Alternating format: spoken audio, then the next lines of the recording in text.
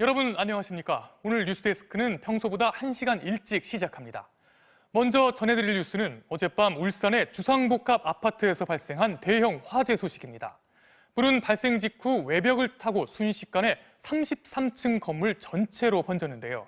불길은 발생 16시간 만인 오늘 오후에야 모두 잡혔습니다. 주민 등 90여 명이 병원으로 옮겨졌고 이 가운데 3명은 중상입니다. 먼저 화재 발생부터 지금까지의 진화 과정을 유희정 기자가 보도합니다. 시뻘건 불길이 아파트 전체를 집어삼킬 듯 맹렬하게 타오릅니다. 건물 벽면을 따라 불길이 치솟고 불이 붙은 외벽 자재들도 곳곳에 휘날립니다. 이 아파트 12층에서 불이 났다는 신고가 접수된 시각은 어젯밤 11시 14분. 5분 만에 첫 번째 소방차가 현장에 도착했을 땐 이미 33층짜리 건물이 통째로 화염에 휩싸인 상태였습니다. 계속 그 알람이 울려가지고 그때 이제 깜짝 놀라서 창문 밖에 보니까 이제 불똥이 떨어지더라고요. 그거 보고 이제 급히 수건이랑 해가지고 나왔어요, 계단으로. 당시 현장에는 강풍주의보가 내려진 상태였고 시속 40km의 거센 바람을 타고 불길은 위쪽으로 계속 치솟았습니다. 하지만 소방차의 물줄기는 불이 시작된 12층에도 채 미치지 못했습니다. 울산이 보유한 사다리차는 최대 높이가 52m, 비스듬히 기울이면 불을 끌 수 있는 높이는 훨씬 낮았습니다. 새벽 4시가 되어서야 부산에서 70m 고가 굴절차가 현장에 도착했지만 이마저도 15층 정도까지만 물줄기가 닿았습니다. 주상복합 건물의 아래층을 넓게 둘러싼 상가 때문에 사다리차의 근접이 불가능했습니다. 그 사이 불길은 33층 꼭대기까지 닿았고 외벽에서 건물 안쪽으로 옮겨붙은 상태였습니다. 동이 트기 시작한 새벽 6시, 소방 헬기가 투입되면서 소방대원들이 건물 안으로 들어가 일일이 불길을 잡기 시작했습니다. 불은 화재 시작 16시간 만인 오늘 오후 2시 50분이 되어서야 모두 꺼졌습니다. MBC 뉴스 유희정입니다. 경찰과 소방본부 등이 오늘 1차 현장 감식을 마쳤습니다. 하지만 아직까지 정확한 화재 원인은 나오지 않고 있습니다. 지금 현장에 정인곤 기자가 나가 있습니다. 정 기자, 지금 현장 상황은 어떻습니까? 네, 제가 서 있는 이곳은 화재 현장 바로 옆 건물 옥상입니다. 건물 안에서 조금씩 새어나오던 연기도 지금은 전혀 보이지 않고 있습니다. 오후까지 아수라장이었던 화재 현장 인근은 조금씩 제 모습을 찾아가고 있습니다. 어젯밤부터 계속 통제되던 도로는 조금 전부터 차량 통행이 재개됐습니다. 하지만 아파트 바로 앞은 아직도 화재 당시에 처참했던 현장이 고스란히 남아 있는데요. 화재로 떨어져 나온 외벽 자재와 깨진 유리창은 바닥을 나뒹굴고 있습니다. 어젯밤부터 시작된 불은 강한 바람을 타고 오전까지 이어지다 소방 헬기를 동원한 공중 진화로 조금씩 불길이 잡혔습니다. 건물 외벽을 뒤덮은 큰 불은 화재 발생 1시간 30분 만에 잡혔지만 건물 안쪽까지 번진 잔불까지 완전히 잡는 데는 16시간이나 걸려 오늘 오후 2시 50분쯤 완전히 불이 꺼졌습니다. 도심 한가운데서 매우 큰 불이 났지만 천만다행으로 사망자는 발생하지 않았습니다. 다만 화재 당시 건물 안에 있던 주민 93명이 구조돼 병원으로 옮겨졌습니다. 이들 중 3명은 중상이며 나머지 90명은 모두 연기 흡입이나 찰과상 같은 가벼운 부상인 것으로 알려졌습니다. 울산지방경찰청 수사전담팀과 국과수, 소방본부 등 관련 기관은 오후 4시부터 시작된 1차 현장 감식을 마무리했습니다.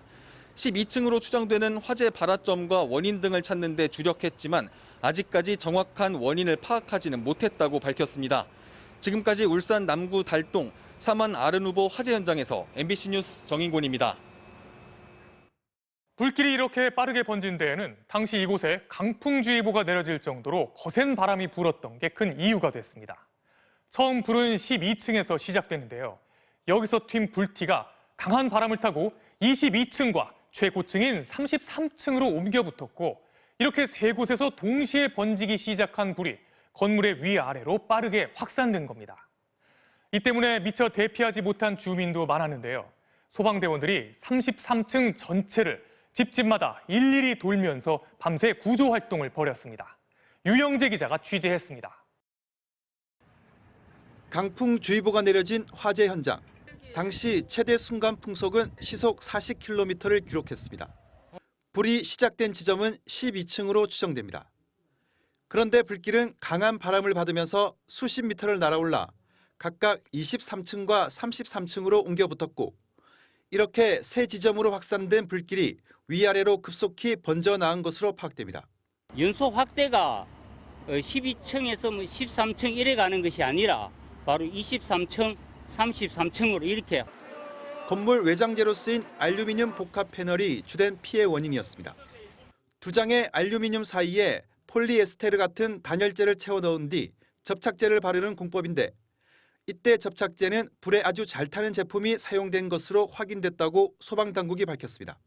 2015년부터 건축법이 개정돼 6층 이상 건축물에는 불에 잘 타지 않는 소재의 외벽 마감재와 단열재를 쓰도록 했지만 이 건물은 2009년 준공을 받아 강화된 규정이 적용되지 않았습니다. 칼라 내야 되니까 밴딩도 하고 판넬 사이에 왜 붙이면 또 메꿔야 되니까 실리콘 쓸 거고 뭐 이런 게 다 복합돼 있어가지고 불 붙으면 잘 타는 거죠. 네. 하지만 이렇게 위험한 상황 속에서도 다행히 사망자는 나오지 않았습니다. 무엇보다 소방대원들이 화재의 진압과 인명 구조를 동시에 진행한 것이 주요했고 입주민들이 구체적으로 어디에 갇혀 있다는 신고 내용을 지휘본부가 소방관들에게 일일이 전달한 것도 적중했습니다. 여기에 입주민들은 침착하게 대응했고 옥상으로 통하는 문도 쉽게 열 수 있어서 고층 주민들은 신속하게 탈출할 수 있었습니다. 소방관의 선착대가 일찍 도착했으며 방송을 통해서 주민들도 신속하게 대피. 비록 아파트 외벽은 심하게 타버렸지만 내부는 상대적으로 피해가 크지 않았던 점도 입주민들의 대피를 가능하게 했습니다. MBC 뉴스 유영지입니다.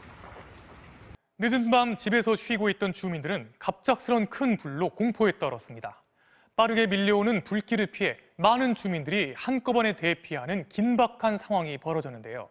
밖으로 나간 일부 주민은 집안에 남겨진 가족을 찾지 못해 애를 태우기도 했습니다. 긴박했던 사고 현장을 김문희 기자가 취재했습니다. 도심 한가운데 불기둥이 솟구칩니다. 불길 바로 옆 창문으로 사람이 밖을 내다보며 불안한 듯 서성입니다. 화염이 순식간에 번지면서 집집마다 창문이 펑펑 깨지고 불티는 사방으로 날아갑니다. 저는 거실에서 자고 있었고요.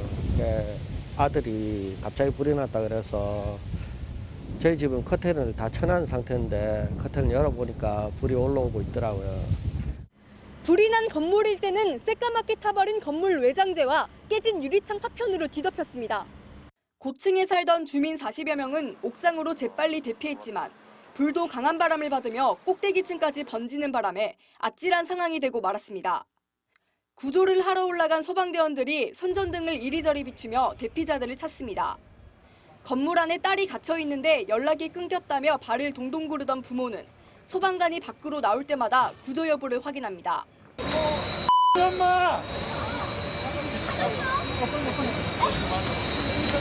마침내 소방대원이 아이를 데리고 나오자 한 걸음에 달려가 우는 아이를 껴안습니다. 애기 진료받아야 되니까는. 뒤이어 하나둘 주민들이 침착하게 수건으로 코와 입을 막은 채 밖으로 나옵니다. 뜨거운 불길 때문에 수돗물도 제대로 나오지 않아 변기물에 수건을 적셨다는 주민들. 삶의 터전을 잃은 175명의 이주민들은 인근에 마련된 숙소에서 돌아갈 기약도 없이 뜬 눈으로 밤을 새웠고 엄청난 화마에 맞서 싸운 소방대원들은 계속된 구조 작업에 잠시 숨만 돌렸다가 다시 일어섰습니다.